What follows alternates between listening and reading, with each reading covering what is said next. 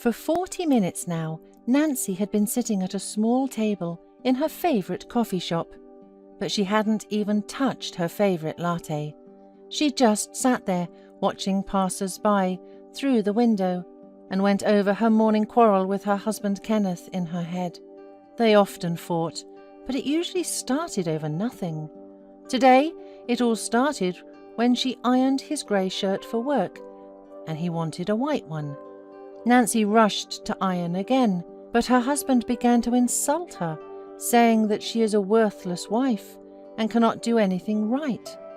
These words hurt Nancy, and she reminded him that she had to look after the children and run the household on her own, and in addition, she also went to work. Kenneth just laughed in her face and said that her salary was not even enough to buy food, and that he was the only person who could provide for the family. After that, Kenneth left for work, slamming the door loudly, and Nancy first took the children to daycare and only then went to the office. During her break, she ran off to a cafe to sit and think quietly. And everything started out great for them. They met 10 years ago in the company of mutual acquaintances, and within 6 months they were already living together. Soon they got married, but the man's parents were initially against this marriage. Kenneth came from a wealthy family, and his mother and father did not want a girl whose parents had worked in a factory all their lives to be their daughter-in-law. But Kenneth was deeply in love with Nancy, stubbornly stood his ground, and his mother and father had to put up with it. After the wedding, Kenneth immediately started working at his father's company, but Nancy, though she could get a job with her father-in-law, but she preferred to go and work as an accountant at a small travel agency. She did not earn much there, but she loved her job, and the team was excellent. The young couple began quarrelling for the first time after the birth of twins. Nancy was occupied with the children, and she had no time for herself. She stopped making up, dressed comfortably, and got a little plump. It was her appearance that became the first reason for Kenneth to reproach her.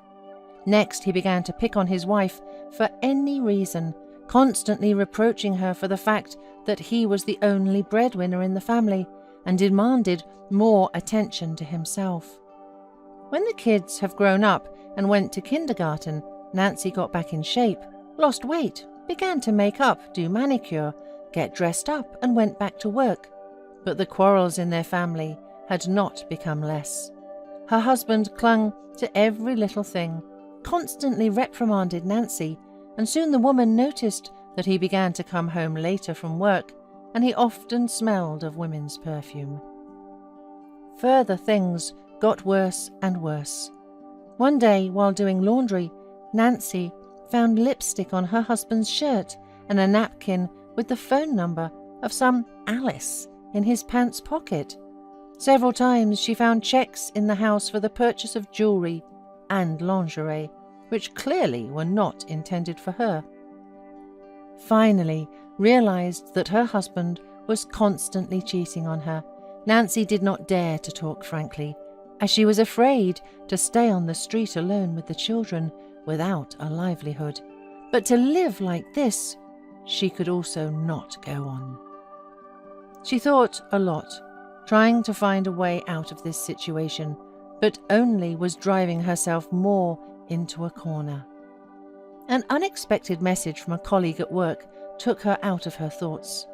She asked where Nancy had disappeared to, and the woman looked at the time and realised with horror that the lunch break had long since ended. She quickly grabbed her bag and phone and rushed to the exit of the cafe.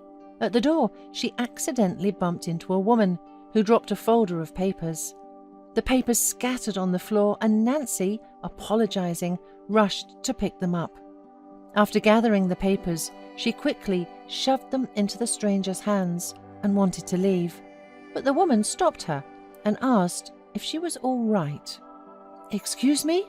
wondered Nancy, not understanding why the woman was asking such questions. "You're just all in tears, so I wanted to know if you need help." The woman continued her questioning. It was only at that moment that Nancy realized that while she was sitting at the table, she was crying the whole time. She did not expect a strange woman to be so involved, because no one had talked to her like that for a long time, much less offered to help her. Nancy looked intently at her, friendly, smiling, tall, slender, brown hair, about 45, apologized again and said she had to hurry to work. But the woman did not give up. She introduced herself as Amber, gave Nancy her business card and asked her to call if she needed to talk. Nancy hesitated a little, but still took the card and after saying goodbye, quickly ran to work. The rest of the day, she thought about the incident at the coffee shop and realized that she wanted to see Amber again. The woman had no friends left at all, since after the wedding, her husband forbade her to maintain old connections, and she had not acquired any new ones. The desire to share her sorrow with someone was so strong that she could not stand it and dialed Amber's number. A few hours later, they were already talking together in the park. Amber first suggested that Nancy go to a cafe, but she was afraid to be late home and cause her husband's anger at the absence of dinner, so they decided to just take a walk in the direction of the kindergarten. On the way to get the children, Nancy told Amber about all the humiliation and cheating from her husband, about how she was very dependent on him financially and that she could not divorce him. She also talked about her job and who her husband worked for. Amber listened very attentively, and it was obvious that she was very sympathetic to her new acquaintance. Amber also talked about herself. It turned out that she was an auditor in a large company, and she could not stand her boss, an arrogant egomaniac. When the women said goodbye, they realized that each had found in the other not just a good companion, but probably a friend. Meanwhile, Nancy's relationship with Kenneth continued to deteriorate.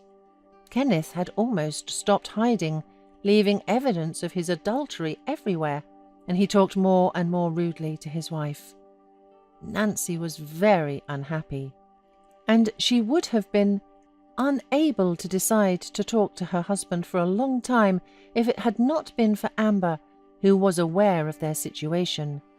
It was she who convinced Nancy that she should not keep silent any longer, and she had to tell Kenneth everything that she was thinking. And then one evening, when the children were visiting their grandparents, Nancy decided to talk to Kenneth during dinner. "Kenneth, listen, I have long wanted to inform you that I know about your cheating. You do not love me. We are very different, and I think we should not continue to torment each other. We have to separate." Shyly spoke Nancy and froze, staring into the eyes of her husband, opened in surprise. "What did you say?" gritted Kenneth angrily and threw the plate away from him in a rage. "And what are you going to live on? I won't give you a penny. Nobody will want you, especially not with children. Yes, I cheat. So what? It's none of your business. I'll do what I want and with whom I want. And your business is to sit at home and be quiet." After that, her husband left, slamming the door, and Nancy sat for a long time at the table, pale, frightened, scrolling in her head all their conversation. A week passed, but Kenneth never came home. All this time, Nancy took sedatives, cried a lot, and at last she called Amber and told her everything in a trembling voice.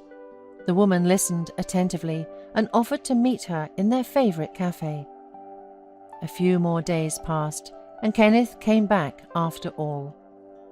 To his surprise, his wife was completely calm and even prepared dinner.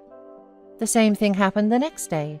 Such indifference enraged Kenneth for some reason, and he started to insult Nancy again, calling her ugly and useless.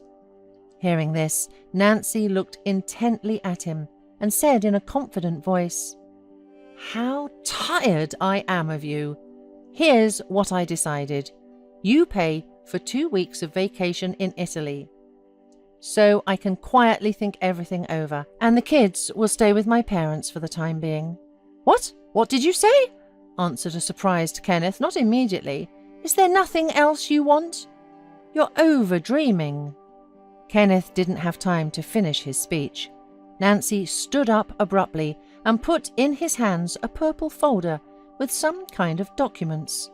Just looking at its contents, Kenneth immediately changed his face and with a pathetic, ingratiating tone, began to ask Nancy for forgiveness. He almost begged her on his knees not to show the file to anyone, and he was ready to do anything and pay for any expenses of his wife. A few days later, Nancy had already flown to Italy. There she had a wonderful rest and quietly thought about her next steps. When she came back, she filed for divorce and immediately told Kenneth the amount he would have to pay her and the children. Kenneth did not even argue and immediately agreed to all her demands.